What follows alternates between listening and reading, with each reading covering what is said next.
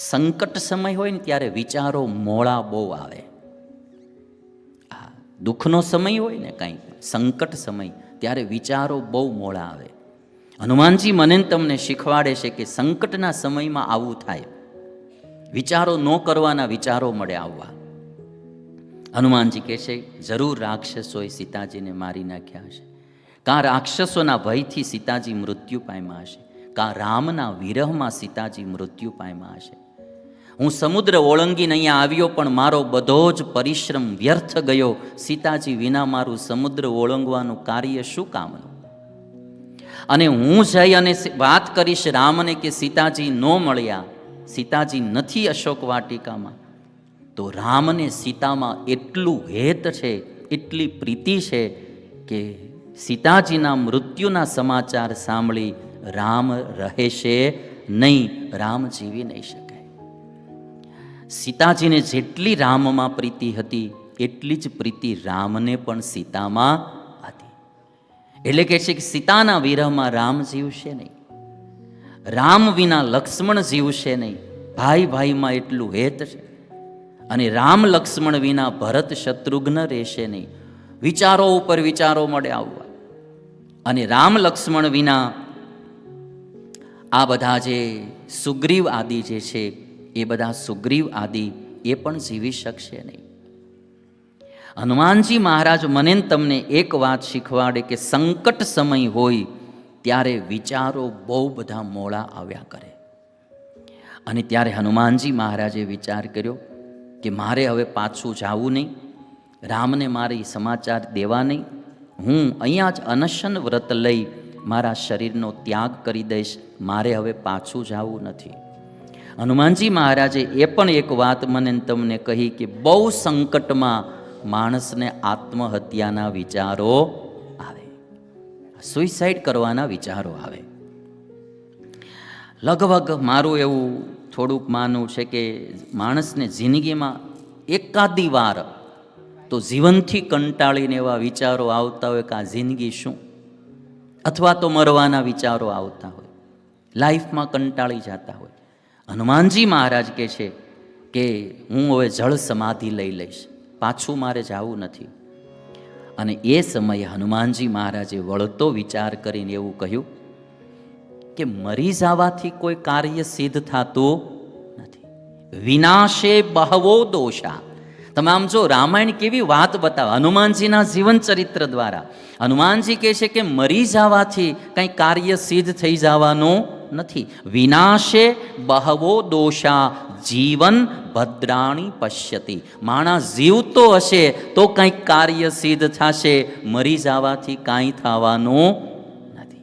વિનાશે બહવો દોષા જીવન ભદ્રાણી પશ્યતિ તસ્માત પ્રાણાન ધારયિષ્યામી ધ્રુવો જીવતી સંગમઃ. માટે હું મારા પ્રાણ ધારણ કરીશ અને ફરી પાછો પ્રયત્ન સીતાજીને ગોતવાનો કરીશ, મરી જવાય નહીં.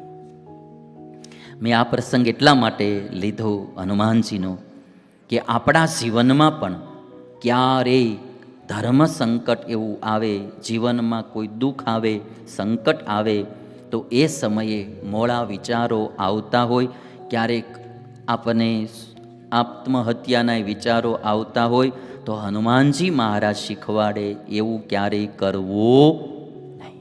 જીવતા રહેશું તો કંઈક કાર્ય સિદ્ધ થશે. આજ દુઃખ છે, આજ સંકટ છે, પણ એનો મતલબ એવો નથી કે અખંડ રહેશે. જો સુખ અખંડ ન રહેતું હોય તો દુઃખ પણ અખંડ રહેવાનું નહીં.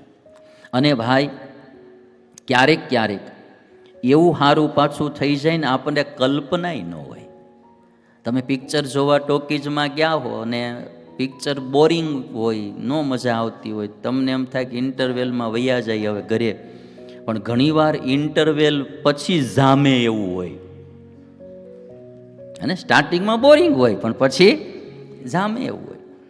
એમ જિંદગીમાં ઘણીવાર આપણને એમ થાય કે હવે આ જિંદગી શું, પણ એના પછી જિંદગી સારી પણ થવાની. એટલે જિંદગીમાં ક્યારે હરેરવું નહીં, ક્યારે આત્મહત્યાનો વિચાર તો કરવો જ નહીં. અને એના માટે એક શેર તમને સંભળાવું, બહુ સરસ કહેવાનો कि जीवन जीना आसान नहीं होता, बिना संघर्ष कोई महान नहीं होता। जीवन जीना आसान नहीं होता, बिना संघर्ष कोई महान नहीं होता। जब तक न पड़े हथौड़े की चोट, पत्थर भी भगवान नहीं होता, पत्थर भी भगवान नहीं होता। एक પથ્થરમાંથી ભગવાનની મૂર્તિ બનાવવી હોય, એક પથ્થરને ભગવાનનું સ્વરૂપ ધારણ કરવું હોય તો એણે ચીણી અને હથોડાની ચોટ ખાવી પડે, તો જ એ પથ્થર ભગવાન બને. એમ મહાન થવું હોય, કંઈક મહાન કાર્ય કરવું હોય તો વિઘ્નો બી આવવાના, સંકટ બી આવવાનું, ક્યારેક સફળતા મળે ન મળે, પણ હરેરવું નહીં, મહેનત કરતી રહેવી. જિંદગીમાં ક્યારેય મરવાનો વિચાર કરવો નહીં. અને હનુમાનજી મહારાજે મને તમને બધાને આ પ્રેરણા આપી.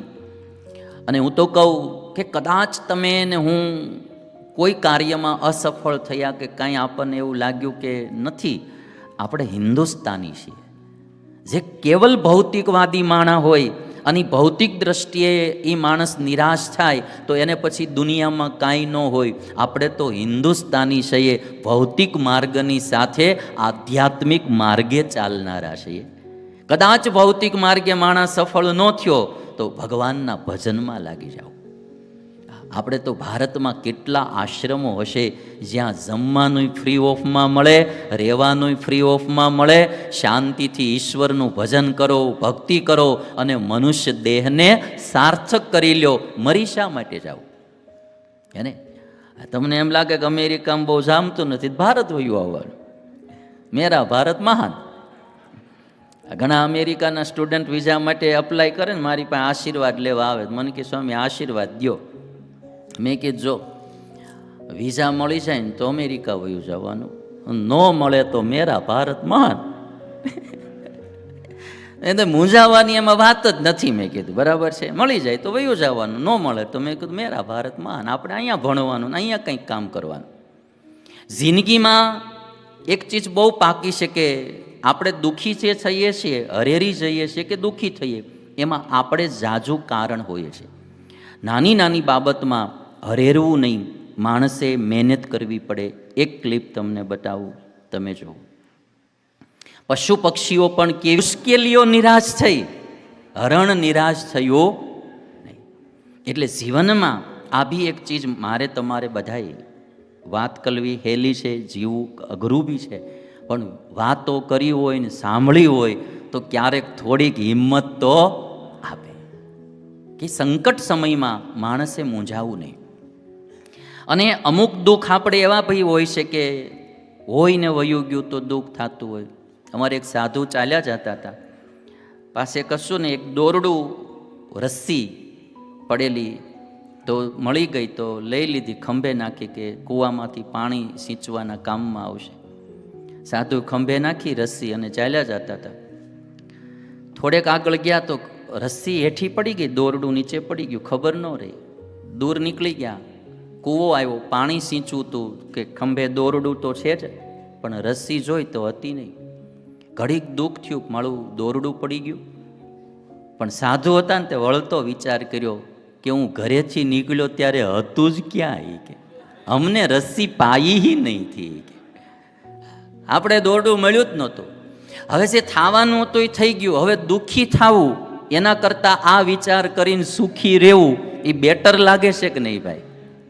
એને જે ઘટના ઘટી જ ગઈ, હવે આપણા હાથની વાત નથી પાછું વળવું. એ બરાબર, એ સમયે ખોટો એનો વિચાર કરીને દુઃખી થવું એના કરતાં એ સમયે સુખીના વિચારો, પોઝિટિવ વિચારો કરવા પડે. એક સાધુની આશ્રમમાં એક ભાઈ ગાય દાનમાં દઈ ગયા, તો ચેલાએ આવીને કીધું ગુરુદેવ ગાય દાનમાં આવી છે. ગુરુ કે સારું, દૂધ પીવાના કામમાં આવશે. બાંધી દીધી. થોડાક દી પછી ગાયને અહીંયા હોર્યું નહીં, ભાગી ગઈ એના માલિકને ત્યાં. પશુને એવું હોય, ફાવે નહીં, વહી ગઈ. ચેલાએ આવીને કીધું ગુરુદેવ ગાય જતી રહી. તો કે સારું, કે છાણની મૂત્રની વાસ ગઈ. કે આ માણા એ કોઈ દિવસ દુઃખી થાય. એટલે મારે ને તમારે બધાએ આપણે થોડી સમજણ જીવનમાં એવી રાખવી પડે કે ક્યારેક એવો સંકટ સમય આવે તો એમાં હરેરવું નહીં. હનુમાનજી મહારાજે આ વાત મને તમને શીખવાડી.